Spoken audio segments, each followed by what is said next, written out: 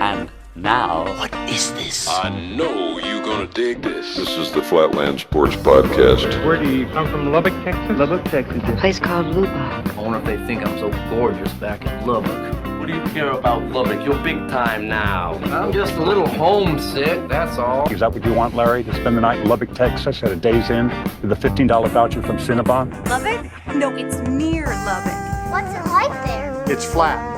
Real flat. You stand on a coffee can, you can see Colorado. How are you doing from across the Great Plains of West Texas? This is the Flatland Sports Podcast, free and available worldwide, exclusively on YouTube. Texas Tech finished at number 7 in football, the highest in program history. We also had a brand new national champion for the first time in over 25 years. We'll talk about that. We'll also talk about Red Raider and Lady Raider basketball, as well as the good, the bad, and the ugly, and much, much more. But first, this episode of the Flatland Sports Podcast is powered by Midwest Helmets, where owner Dallas Thompson turns football art into a full-on experience. If you ever wanted a custom helmet of any team, any design, or a wild idea straight from your imagination, Dallas can make it happen. Want a classic double T? He'll do it. Bass boat glitter shell? He'll do it.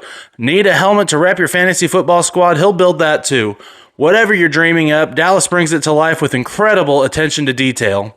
These are one-of-a-kind pieces that will level up your office, man cave, studio, anywhere you rep your team. To order, just DM Midwest Helmets on Instagram or hit up their Facebook page. Both are linked in the description. And when you mention Flatland Sports in your message, you'll get 10% off your custom build. Midwest Helmets, custom, bold, and built to stand out. And I am so excited. I just got my brand new, I asked them for a 1970s style helmet. This just came in the mail for me yesterday. It is absolutely gorgeous. Hit up Midwest Helmets. Get yours today. For Flatland Sports, I am Christopher Johnston. Thank you so much for taking the time today. If you're here right now, please help me out. Like the video. Subscribe to the channel. It's free. It doesn't cost you a thing. Lots to get into today. We have a brand new national champion. The Indiana Hoosiers have won the national championship in football, nonetheless. They are the first brand new national championship since 1996 when the Florida Gators won it for the first time.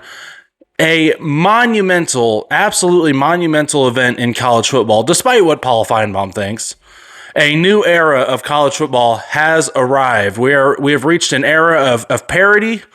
No longer will college football championships be exclusive to the same 5 brand names that have been there over and over and over again. No more gatekeeping, or at least they're trying to gatekeep, but it's not working anymore. If you're a Texas Tech fan, a Big 12 fan, and lower level ACC fan, maybe even a current Pac-12 fan, this is living proof that your favorite team can do it. And I'm not saying they will do it, but there's nothing stopping anyone from just putting it all together and winning a championship. And at least there's no problem that can't be solved. And that really, based on what we saw this last weekend, doesn't just stop at the Power 5 ranks. There's nothing stopping, say, a Memphis team with the NIL opportunities that they can be getting through their connection to FedEx, or maybe a Boise State team out of the G5 ranks, to just put a team together and go on a run and maybe even win the whole thing. You can make the argument that for Indiana, even though it's a Big Ten team, it's still Power 2. That what my point is irrelevant, because at the end of the day, a Power 2 team still won the national championship. At the end of the day, it was the third Big 10 team in 3 years to win it. And I'll tell you, that argument is completely invalid in this case. Indiana has not benefited in any way from being a supposed Power 2 program. And if you don't believe me, just ask yourself, how exactly do programs benefit from being in the Big Ten or the SEC?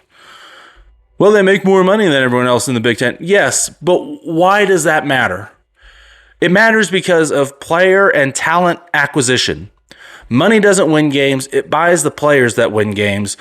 And okay, well, so Indiana used Big Ten money and bought a Big Ten caliber roster and won a national championship. How does that mean that anything other than the gap between the Power Two and the others is widening?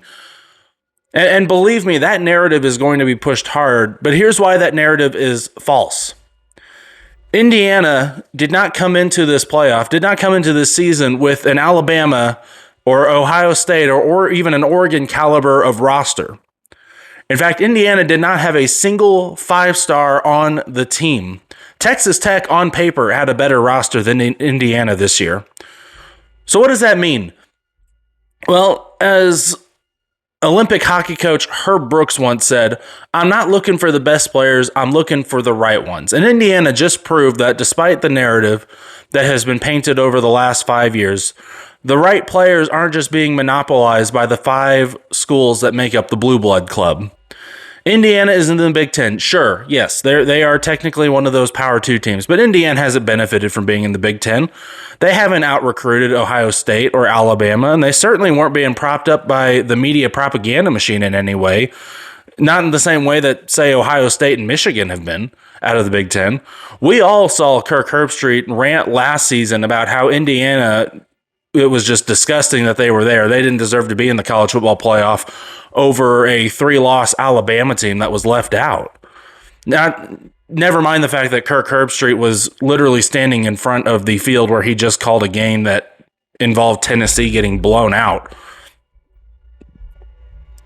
Indiana, despite being in the Big Ten, is a Texas Tech. They're a Texas Tech type of team that happens to be in the Big Ten. They're a Kansas that happens to be in the Big Ten. They're an Oklahoma State that happens to be in the Big Ten. They had some great donors for their NIL collective, namely Mark Cuban, who decided he wanted to hop on the bandwagon for Indiana, really.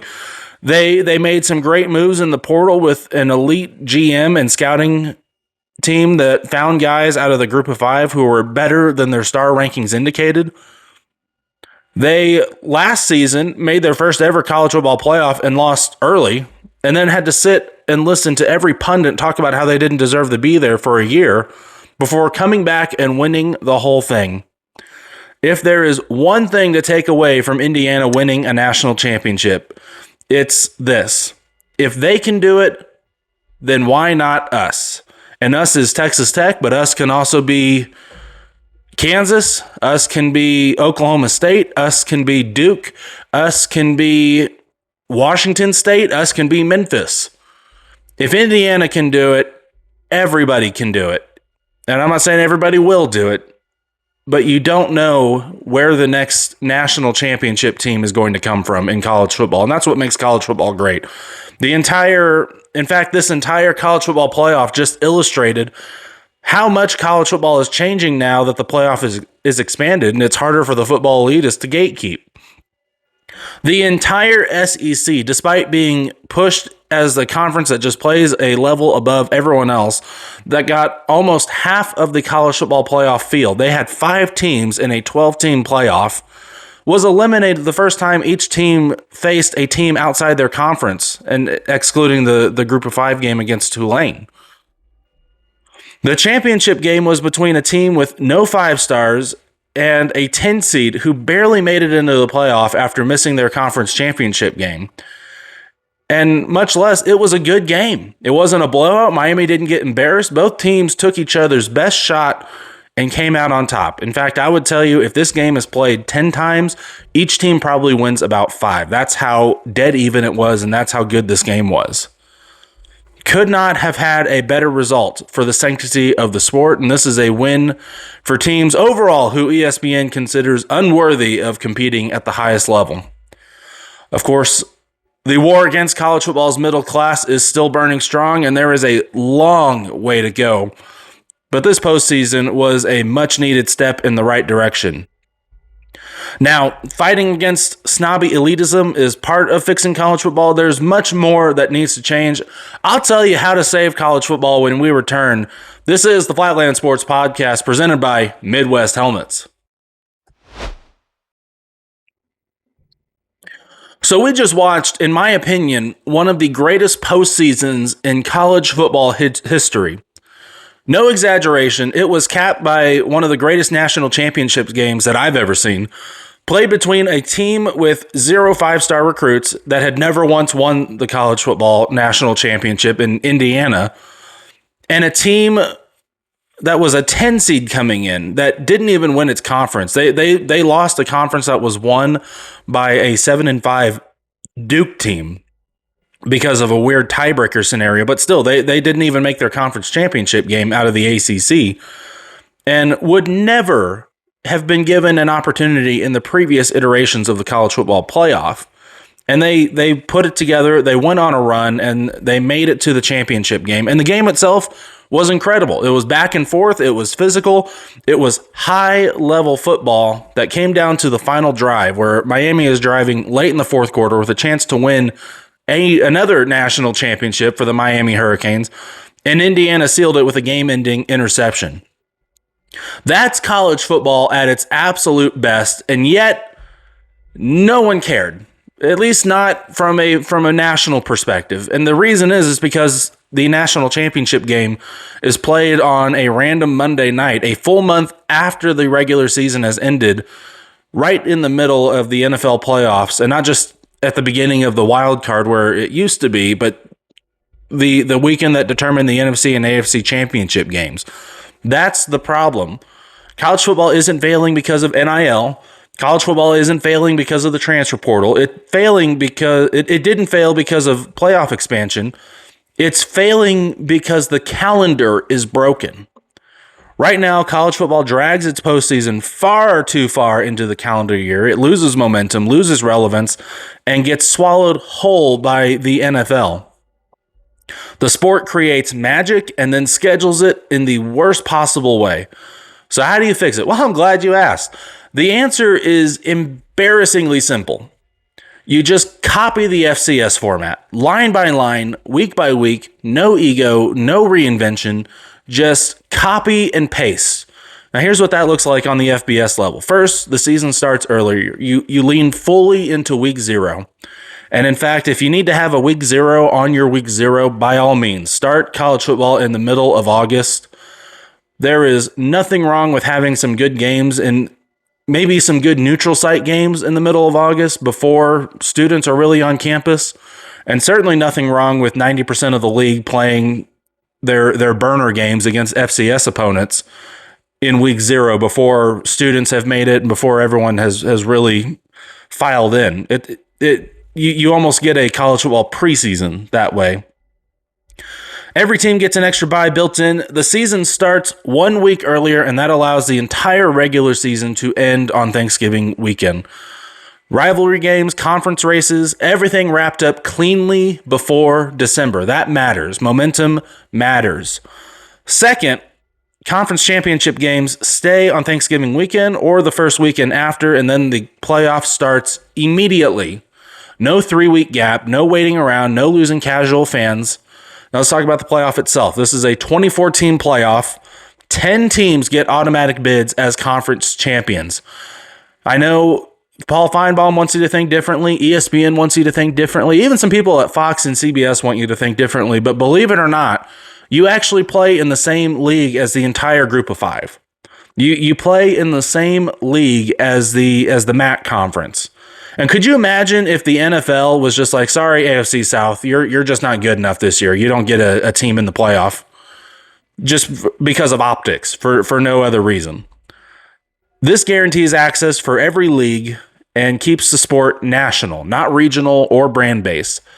The remaining 14 teams get an at-large. If we're going to allow all 10 conference champions in, sure, we'll throw you a bone, ESPN. You get 14 at-large spots to fill with the best teams in the country, period. Here is the key part. The home field advantage matters. The top 8 seeds host first-round games on campus. There's games in cold weather, student sections, packed stadiums. This is where college football's atmosphere actually becomes an advantage again. Seeds 9 through 24 play in the first round. You win, you move on.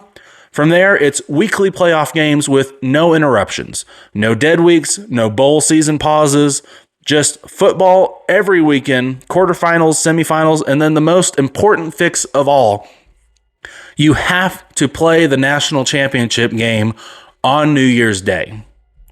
And if the calendar needs a slight tweak to make that work, so be it. But that date matters. Not just that weekend, you have to have it done on that day. The title game rotates through one of the New Year's Six bowls, just like the old system used to give meaning to those bowls. So one year, the national championship will be at the Rose Bowl, the next, the Sugar Bowl, Orange Bowl, Fiesta Bowl, Cotton Bowl, etc. The other bowls, the other New Year's Six bowls, when they're not in the national championship rotation, they just go back to being regular bowl games and not being held hostage by the playoff. And you could even make an argument that maybe teams that were, and I don't know how or if this would work, but maybe teams that were eliminated during the playoff are eligible for one of these New Year's Six bowls as a consolation bowl. But go back to just being played as regular bowl games when they are not the national championship game, which brings us to the bowl games. College football doesn't need 40-plus bowl games. It never did. Reduce it back to 10 or 15 total, the way it was back in the 80s and 90s, and then bowls mean something again. They are the college football NIT. And yes, the NIT is not the most popular basketball tournament in college basketball, but it's still a good time, and it still matters for teams that participate in it. They reward great seasons. They don't exist just to fill TV windows, and suddenly everything works. The regular season ends cleanly. The postseason has momentum. The championship doesn't have to compete with the NFL. Casual fans, as much as I hate them, but they stay engaged, and they are the bread and butter for any TV network. Hardcore fans never lose the thread. Because what this season, and even last season, proved is simple. College football doesn't have a talent problem, doesn't have a parity problem, it doesn't even have a playoff problem. In fact, I would argue that 12 teams is probably fine in the context that it's in. If we're not going to get 10 conference champions, I don't see a reason why you need to expand beyond 12. Especially if you fix the calendar. But that's it. It has a calendar problem. We have a perfect championship game, a story that should be celebrated for decades, and it landed with a thud. Not because the product was bad, but because the timing was. If college football wants to save itself, it doesn't need to look forward. It just needs to look down a level. And frankly, at every other level of football that exists. At a system that already works. And finally, admit the truth. The fix has been right there the whole time. Just reach out and grab it. It's not that hard. We'll talk Texas Tech basketball when we return. This is the Flatland Sports Podcast presented by Midwest Helmets. Texas Tech men's basketball was in action last night against the Baylor Bears. Total domination in Waco as Texas Tech wins 92-73 at Foster Pavilion. Red Raiders broke a Big 12 record, set a new Big 12 record with 14 three-pointers in the first half, finished by matching a program record of 17. Christian Anderson led the Red Raiders with 26 points after making a career-high 8 three-pointers. Donovan Atwell went 7 for 10 from beyond the arc, finished with 21 points. Texas Tech has now made 17 three-pointers in 3 separate games this season.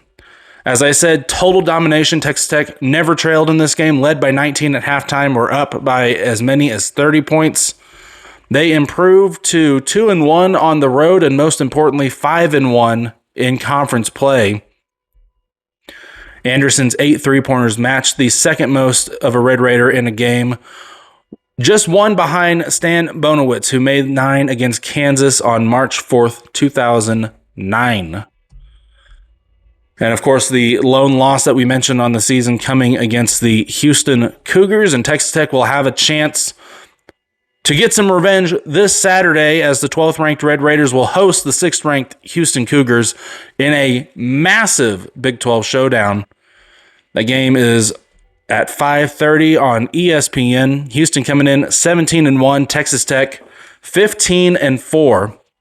Now, according to ESPN Analytics, Houston comes in as the clear favorite with a 62.7% chance to win. Texas Tech 37.3% chance to win.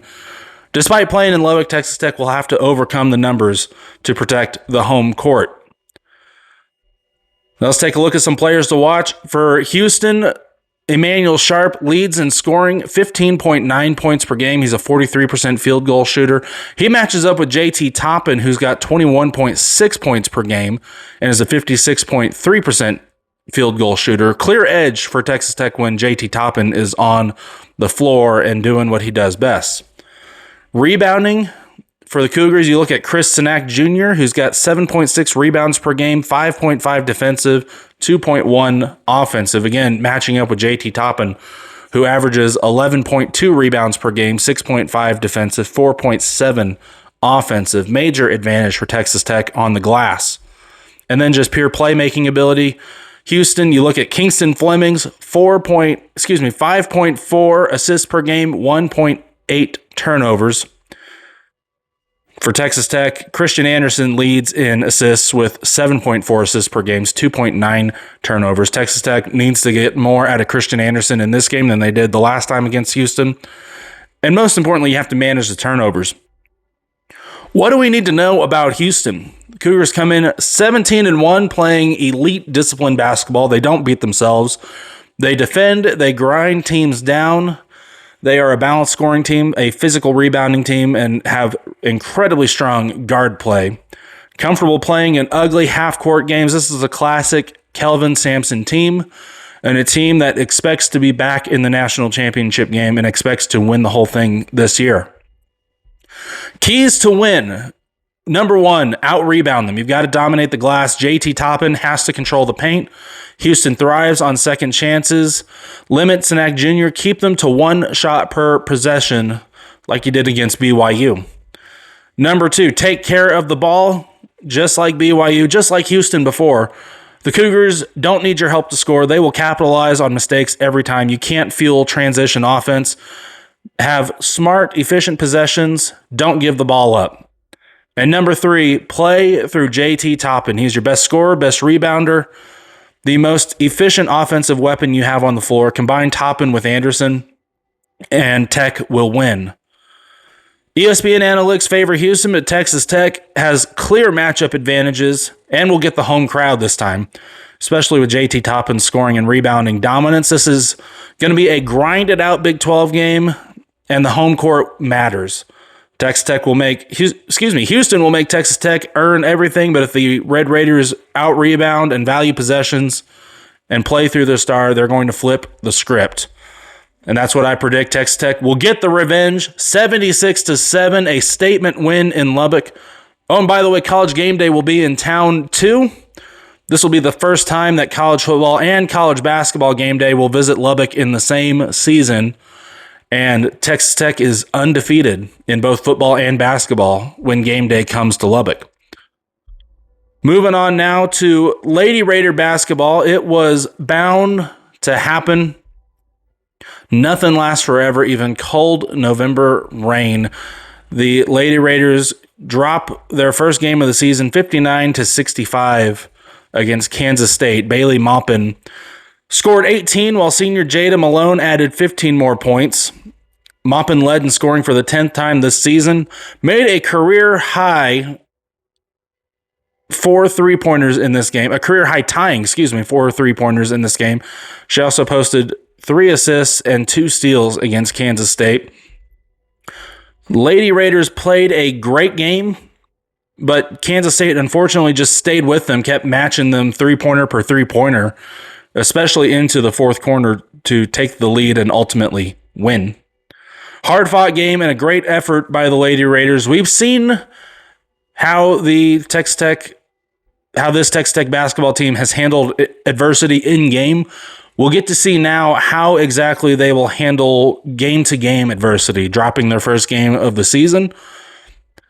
Lady Raiders have a tough one. They travel to Provo tonight for a matchup against the BYU Cougars. I predict they're going to win that one as well. That will be a 73-72, a 1-point win. That is an 8 p.m. tip-off on ESPN+.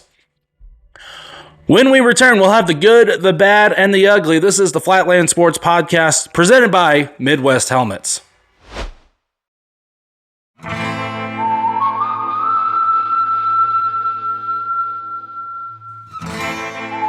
Jungle.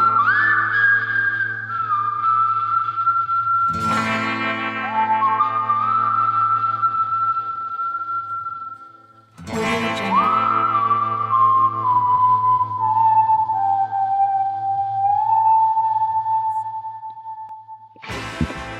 Back for one more. This is the good, the bad, and the ugly. We'll start with the good. This is the most beautiful sight these eyes have ever seen. Texas Tech finished the season ranked number 7, the highest in program history. And what's more, in a single season, Texas Tech managed to destroy every single anti-Texas Tech talking point. You've never won the Big 12. You've never made a Big 12 championship game. You've never made the college football playoff. You haven't had a 10-win season since 2008. You've never had a top 10 finish. All of them completely obliterated. The haters are going to have to find new material. They already have, unfortunately, with Texas Tech scoring 0 in the college football playoff. That'll have to be corrected next season. Another good. It's good. It's good. The Big 12 championship game, it was announced last night that the game will be moving to Friday night from 11 a.m. on Saturday to, I think it was 8 p.m. on the Friday before. About time. This game has been played at 11 a.m. on Saturday, on Conference Championship Saturday, every year for as long as I can remember, and it is ridiculous. It is just a ratings killer. Not that I necessarily care about the ratings, but it'd be nice to actually see this game in prime time when nothing else is going on and on a night where everybody will be locked into watching college football. This is an absolute great decision by the Big 12. The only thing that would make it better is if this game got bumped off to, if ESPN would just bump it off to TNT. We saw, just look at the basketball game last night on Peacock. The presentation on Peacock is better than ESPN's actual cable broadcast presentation. ESPN is just becoming a shell of what it used to be, and it's just absolute garbage when you're playing in a non-SEC game. TNT would knock the Big 12 title game out of the park, especially on a Friday night when everybody is looking specifically for college football to watch. Another good. It's all good, man. The Big 12 football schedule is being released today. We'll get to see, we already know who, but we'll get to see when the games will be played. More importantly, the biggest thing to look for in schedule release day is just when is your bye week. I have had many seasons where I've seen Texas Tech get absolutely hosed on bye weeks, including a season once where bye week was in week 2, and you had nothing for the rest of the season. It'll be interesting to see what the Big 12 comes up with for Texas Tech and frankly just for the league in general. Let's move on to a bad. So dumb, it's brilliant. No! It's just dumb. Heartbreaking. The worst person you know made a great point, and that was Paul Feinbaum made a good point. The quote is in regards to Indiana's national championship. It will be a cute story, and it will get some attention, but it won't really get that much. It's all about what's next in the NFC, AFC championship games. Now, it should be noted that Paul Feinbaum in no way was trying to make a good point. He was just trying to be a jackass towards Indiana. But he accidentally made a good point that I touched on earlier in the show. The calendar is completely broken. You should not be competing with the NFL playoffs, the NFC, AFC title race to play your college football national championship. We're talking about the single most important game of the entire college football calendar, and it's being bumped to a Monday night because you can't get it together and not play it at the same time as the NFL. Let's do an ugly. Did he just talk to me like I'm ugly? I spent half of the show ranting about how bad the college football calendar is and how we can fix it. And the next national championship game was announced. It will be on January 27th of next season. You're practically, you're very nearly competing with the Super Bowl at that point. You might actually be going into the NFC, AFC conference championship games on January 27th. I haven't actually looked at the NFL calendar to know for sure, but way too late. What are we doing? This needs to get fixed, and it needs to get fixed now. And unfortunately, the meeting, to discuss the college football playoff calendar. The college football playoff format has ended in a stalemate because Tony Petitti of the Big Ten wants one thing and Greg Sankey of the SEC wants another thing. And unless those two can agree, we're going to be stuck at where we are. Well, that is all I have for you today. Please take a moment to like, subscribe, and follow. I'm on social media, Flatland_sports on Twitter or X. You can search Flatland Sports on Facebook and TikTok to find more content. Special thank you so much to Midwest Helmets. I love this thing so much. Check him out. He does great work. Order a custom football helmet for you, for your office, for your home. You will not regret it. For Flatland Sports, I am Christopher Johnson. This has been the Flatland Sports Podcast. I will see you next time. Thank you so much for taking the time today, and Wreck 'em Tech.